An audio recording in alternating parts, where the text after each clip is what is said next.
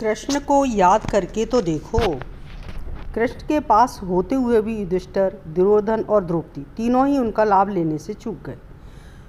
दुर्योधन को तो कृष्ण ने 2 बार कुछ लेने का अवसर दिया, परंतु धन, शक्ति और अभिमान के चलते वे लाभ लेने से चूक गए। युधिष्ठिर सबसे बड़े होते हुए भी कृष्ण का लाभ न ले पाए। उल्टे कृष्ण से कह दिया कि वे धूत क्रीड़ा में भाग न लें और कक्ष से बाहर रहें। जब दुशासन राजस्वला द्रौपदी को केश पकड़कर धूत क्रीड़ा भवन में घसीट कर ले जा रहा था, जब भरी सभा में उन्हें निवृत्त कराने का आदेश दे रहा था, तब भी उन्होंने कृष्ण को याद नहीं किया। याद तब किया जब उनकी साड़ी खींची जाने लगी। बस कृष्ण आ गए, लाज बच गई। कृष्ण अवश्य आते हैं, उन्हें याद करना पड़ता है। युधिष्ठिर जब एक के बाद एक सब कुछ हारे जा रहे थे, तब भी उन्होंने कृष्ण को याद नहीं किया। करते तो कृष्ण पासे पलट देते। दुर्योधन चतुर था, वह पासे फेंकने में कमज़ोर था। उसने पहले ही घोषणा कर दी कि उसकी ओर से चतुर्मामा शकुनी पासे फेंकेंगे। युधिष्ठिर को तब भी कृष्ण की याद नहीं आई, अन्यथा वे भी कृष्ण से पासे खिलवाते तो धूत क्रीड़ा का इतिहास दूसरा होता। युधिष्ठिर चूक गए और कृष्ण के साथ होते हुए भी सब हार गए। कृष्ण की याद जिसे समय पर आई वह अर्जुन था। युद्ध के बीच चारों तरफ अपनों को देखकर जब वह हताश हुआ, तब कृष्ण उसके साथ ही थे। उसने गांडीव रख दिया और खुद का समर्पण कृष्ण के सम्मुख कर दिया। फिर क्या था, माधव ने लंबी पराजय का इतिहास ही बदल दिया। सच है, मुरली बजैया को समय पर याद करना पड़ता है। उन्हें याद करने वाले में विदुर भी थे और भीष्म भी।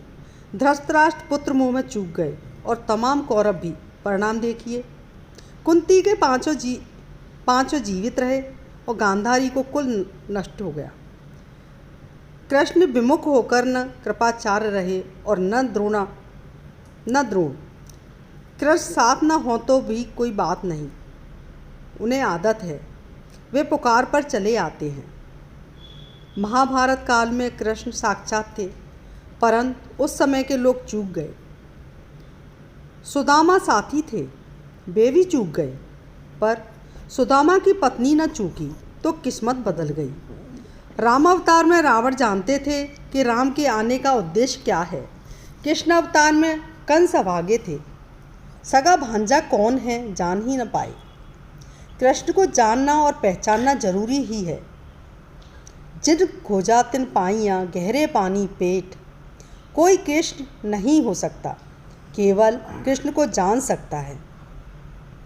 कृष्ण आज भी हमारे आसपास हैं, पर उन पर भरोसा हो तो उन्हें पाना संभव है। कितनी अबलाएं निर्धनता और विपरीत परिस्थितियों से प्रभावित आधुनिक असुरों का ग्रास बन रही हैं। क्या करें, कान्हा को कोई पुकारता ही नहीं।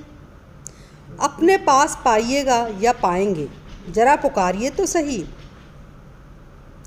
क्या सिखाता है भगवान कृष्ण का स्वरूप, कभी सोचा है? भगवान कृष्ण का स्वरूप हमें क्या सिखाता है? क्यों भगवान जंगल में पेड़ के नीचे खड़े बांसुरी बजा रहे हैं? मोर मुकुट पहने, तन पर पीतांबरी, गले में बैजंती की माला, साथ में राधा, पीछे गाय। कृष्ण की ये छवि हमें क्या प्रेरणा देती है? पहला, मोर मुकुट। भगवान के मुकुट में मोर का पंख है।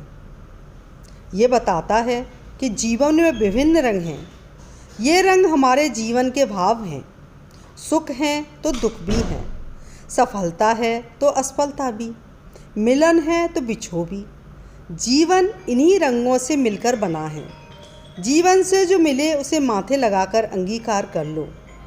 इसलिए मोर मुकुट भगवान के सर पर है। दूसरा है बांसुरी। भगवान बांसुरी बजा रहे हैं, मतलब जीवन में कैसी भी घड़ी आए हमें घबराना नहीं चाहिए। भीतर से शांति हो तो संगीत जीवन में उतरता है। ऐसे ही अगर भक्ति पानी है तो अपने भीतर शांति कायम करने का प्रयास करें। तीसरा, बैजंती माला। भगवान के गले में बैजंती माला है। ये बीजों से बनती है। इसके दो मतलब हैं। एक तो बीज सख्त होते हैं, कभी टूटते नहीं, सड़ते नहीं, हमेशा चमकदार बने रहते हैं। भगवान कह रहे हैं जब तक जीवन है तब तक ऐसे रहो जिससे तुम्हें देखकर कोई दुखी ना हो। दूसरा, ये माला बीज की है और बीज ही है जिसकी मंजिल होती है भूमि। भगवान कहते हैं ज़मीन से जुड़े रहो, कितने भी बड़े क्यों न बन जाओ, हमेशा अपने अस्तित्व की असलियत के नज़दीक रहो। चौथा है पीतांबर। पीला रंग संपन्नता का प्रतीक है। भगवान कहते हैं ऐसा पुरुषार्थ करो कि संपन्नता खुद आप तक चलकर आए। इससे जीवन में शांति का मार्ग खुलेगा। पांचवा है कमरबंद। भगवान ने पीतांबर को ही कमरबंद बना रखा है। इसका अर्थ है हमेशा चुनौतियों के लिए तैयार रहें। धर्म के पक्ष में जब भी कोई कर्म करना पड़े हमेशा तैयार रहें। और छठवा है राधा। कृष्ण के साथ राधा भी हैं। इसका अर्थ है जीवन में स्त्रियों का महत्व भी है, उन्हें पूर्ण सम्मान दें, वे हमारी बराबरी में रहें, हमसे नीचे नहीं। दोस्तों, पोस्ट पसंद आए तो आप कमेंट ज़रूर करें, लाइक करें। आपने मेरे चैनल को सब्सक्राइब नहीं किया है तो सब्सक्राइब ज़रूर करें जिससे मुझे सपोर्ट मिले। बेल आइकॉन ज़रूर दबाएं जिससे सबसे पहले पोस्ट आपके पास पहुंचे। धन्यवाद।